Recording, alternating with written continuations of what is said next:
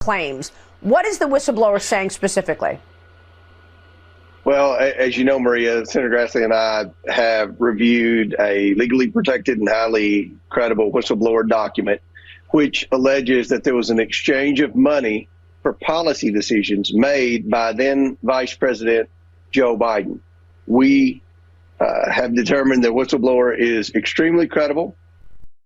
Wow. I'm joined by Congressmember Jared Moskowitz. There he is, the man, the myth, the legend, and soon to be the former chairman of Oversight, James Comer, ladies and gentlemen. Is he very bad? Is he criminally complicit? Obviously, we now know that this so-called very credible whistleblower is yet another spy. This one, not a spy of China like the other one. This one, a spy of Russia, which we still kind of knew before that, which was maybe a big hint that this so-called whistleblower wasn't credible. But now this individual, Alexander Smirnov, has been arrested, being prosecuted by the special counsel David Weiss for lying on this 1023. What do you make of this, all Congressmember? Yeah, shocking that the guy with the last name the same as a vodka from Russia didn't turn out to be the most credible person of all time. Nothing. It's just, look, this is the 118th Congress, baby. I mean, just strap in, because this thing's just a roller coaster, right? Remove a speaker, that never happened in American history. Remove a cabinet secretary, that hasn't happened in 150 years. It's happened never when you had no treason or high crime or misdemeanor. So put the Constitution aside for a second. We removed a member of the House, that hadn't happened in 20 years. And, you know, once in a while we can fit in a censure resolution when we have time. And now we have our dear friend, James Comer, who we wish the best for. Thoughts and prayers to James Comer as we watch the death of his faux, fake, frivolous Biden impeachment come to a bitter end, because this 1023 form was the birth. This was the birthplace of the idea that Joe Biden should be impeached, right? He got $5 million, secret FBI informant. Members had to go see the form in a SCIF, secure location. Right? It was a protected document. He was credible. And yet we find out he made the whole thing up. He made the entire thing up. He's now been indicted for lying. And James is 2-0, baby. 2-0. This is the second informant that James has had indicted. Like you mentioned, the first one was a Chinese foreign agent who was selling oil to the Iranians and arms to the Libyans. And so, look, you know, James is crushing it. And I don't know if you heard, but Special Counsel Hur will be coming to Congress in a couple of weeks. But guess where they're not sending him? Oh, they ain't sending him to oversight. Nope, took that away from James and is giving that to judiciary instead. So we mentioned the other so-called whistleblower who turned out to be a foreign agent of the CCP and was also unlawfully engaged in arms deals with our enemies. Here's what James Comer had to say about that whistleblower a few months back as well. Play this clip. No, he's very credible. And the people on MSNBC who made fun of me when I said we had an informant that was missing, they should feel like fools right now. They are fools. And this is their worst nightmare because, again, this is a credible witness that the FBI flew all the way to Brussels to interview and sent several agents to interview. So those are actually different clips. The clip I started this with and that clip referred to two separate fake whistleblowers, both separate foreign agents trying to undermine our national security here. Oh, if you're an informant out there right now and James Comer labels you as credible, go cut a deal with the FBI because you're getting indicted. Those IRS agents who showed up who were complaining about make a deal, guys. It's coming. Definitely their day. I mean, to take a look, you got your friend Marjorie Taylor Greene and Ted Cruz and Chuck Grassley, and they were posting on social media. This was all they were talking about. 1023. For months. Here's Marjorie Taylor Greene. 1023 we heard. They cried over this 1023. They pretended like it went the Constitution, the Bill of Rights, the Magna Carta, 1023. It was the most important document that we had seen in modern times, and it was fiction, totally fiction. But here's the thing: then they don't acknowledge that fact, right? They just move on to the next one. Of course, you got to double and triple down. You say things like, well, you know, the FBI is doing obstruction. You say things like, this guy really didn't matter. He was not material to the case. Not material to the case. That's literally how the case started. $5 million to Joe Biden, the Bidens, right? They added an S and they thought they were creative. Maybe people will think that's Joe. All false, all fake, all made up. We learned today that Vladimir Putin murdered the main opposition leader, which provided the hope for democracy, Alexei Navalny. What do you make of the response so far by your colleagues, the MAGA Republicans? You have MAGA Mike Johnson putting out a statement on the death of Alexei Navalny right there, at the same time holding up funding for Ukraine. What do you make of that? Well, first, let me say a couple of things. Tucker, if you're still in Russia, run. Leave now. Okay? Now's the time to go, right? When they start killing people, is a time to get out. But look, on Speaker Johnson's statement, I thought it was a great statement. I actually think Speaker Johnson is actually with us on the idea that we have to make sure that Putin doesn't try to reassemble the USSR and start going into invading European countries. His problem is that he knows if he puts the foreign aid bill that passed by 70 members of the Senate, which is a huge vote out of the Senate on a bipartisan basis, he knows they'll use the motion to vacate. And so he's scared to death to bring that up because he doesn't want to be vacated. He wants to stay the speaker. And so, that's his conundrum right now. And so if you ask me, I think that foreign aid bill is dead until Mike Johnson can figure out how to get past that. It also affects the Israel issue as well, and $30 billion to replenish our U.S. military.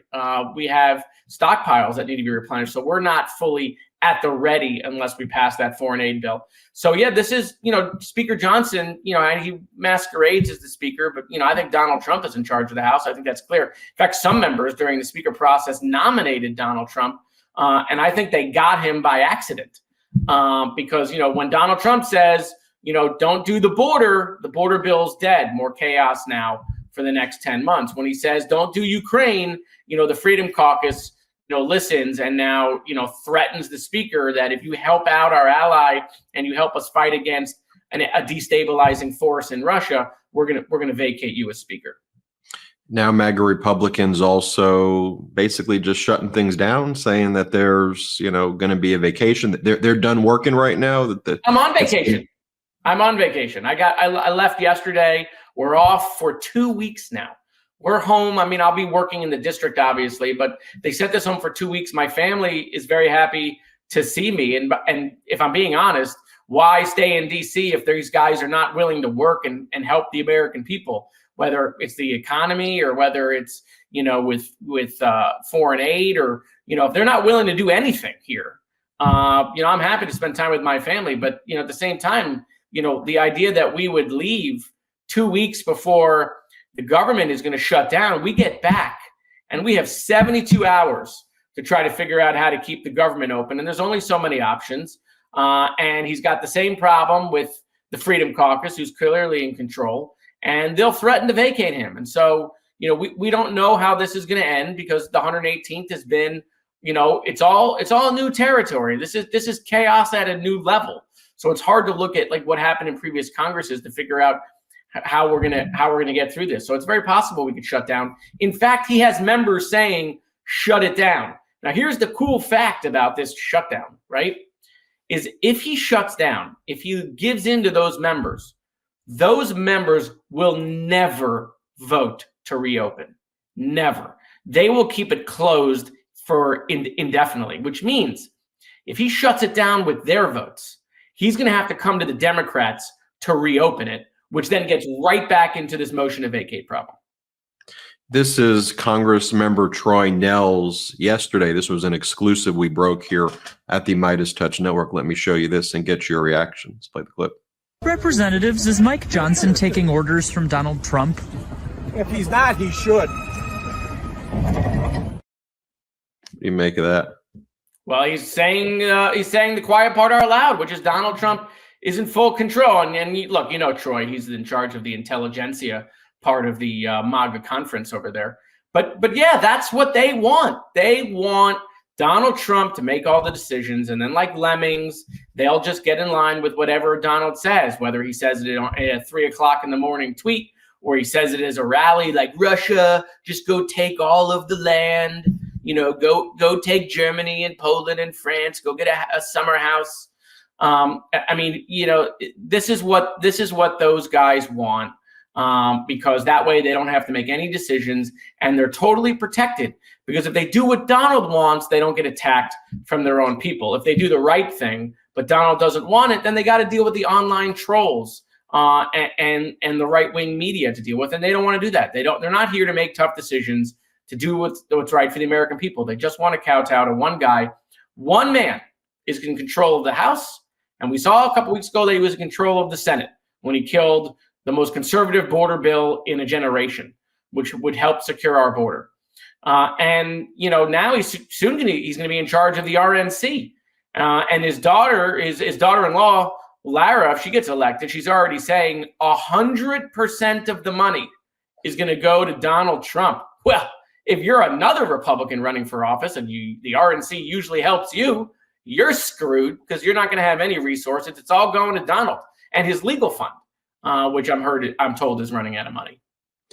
And Congressman, you don't think this is just an accident or a coincidence, right? I mean, Donald Trump is saying that he wants to cause harm to the country during his campaign so that he could say he alone can fix it. He wants to cause damage. He wants to cause chaos. And as you see it, or do you see it this way, that the Republicans in the House of Representatives are intentionally carrying out Donald Trump's orders to affirmatively cause actual harm to our country and harm our national security interests? Well, the second part is yes. The answer is yes. We saw that, right? Mitch McConnell goes on the floor, gives a speech in favor of the border deal. By 7:30, he was like, I recommend voting against it. It was the quickest turn of events we've seen. So the answer is yes. They're all getting in line with Donald. They're all scared of Donald sending out a tweet and hurting them and, them being primaried. So Donald has them right where he wants them. But DJT he's a one-trick pony, right? It's the border. It's secure the border. It's the border, the border, the border. And look, I give Republicans credit, right? They've been talking about the border. They've been messaging the heck out of the border. They got the American people fixated on the border, and there are major issues there. We need to secure it. I think what kind of happened is they were like, we have a brilliant idea.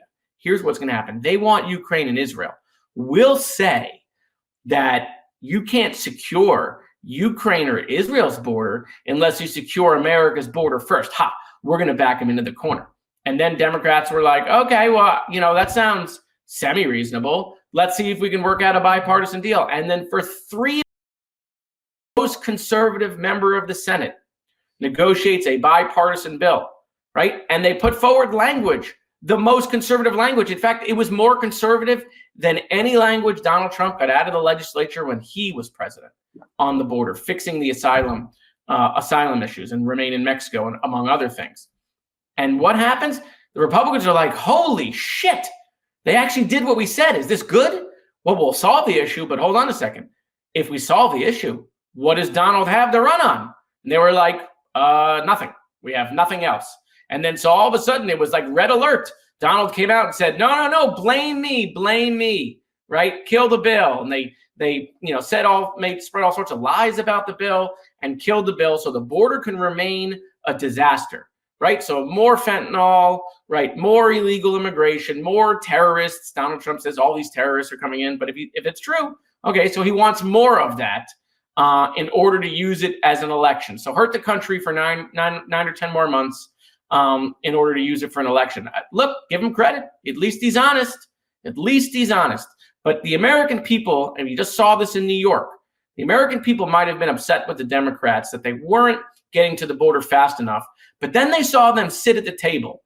And then they saw Republicans who have been ginning this up walk away from a real bill that would have secured the border. And now they can see that Republicans were never serious about actually securing the border. It was all an election ploy. So what do Democrats do now to get that message out?